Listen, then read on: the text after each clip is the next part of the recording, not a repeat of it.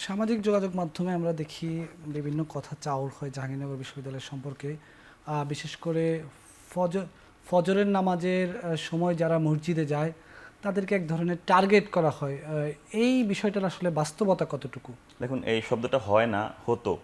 এই হতোটাও তাও এটা মেইনলি আমি এর আগে যেই কনটেক্সটে বলেছিলাম, বিভিন্ন ঘটনাগুলো বলেছিলাম, এই ক্যাম্পাসে শিবিরের পরিচয় পাওয়ার পরের যেই নির্যাতনের জায়গাটা, এটা মেইনলি 89-এর পরের ঘটনা।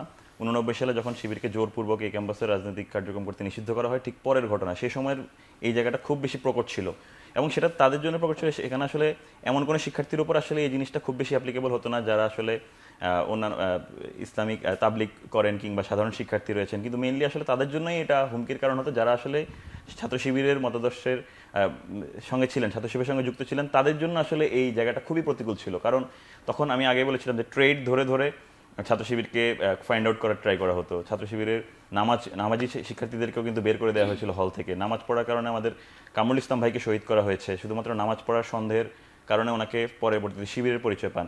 মূলত এটা আসলে তখনকার একটা প্রকট অবস্থা ছিল, যখন ছাত্র শিবিরকে কার্যত জোরপূর্বক নিষিদ্ধ করা হয়। সে জায়গা থেকে ধীরে ধীরে ধীরে ধীরে এই জায়গাটা অনেকখানি কাটিয়ে উঠেছে। এই বিশ্ববিদ্যালয়ের পরিবেশের জায়গা থেকে আরও সহজীকরণ হয়েছে, কিন্তু এটা তখনকার ঘটনা খুবই প্রকট ছিল। এবং এই জায়গাটা যদি কেউ এখন 2025 সালে এসে অস্বীকার করার চেষ্টা করেন, এটা আসলে অনেক বড় জুলুমের আচরণ হবে।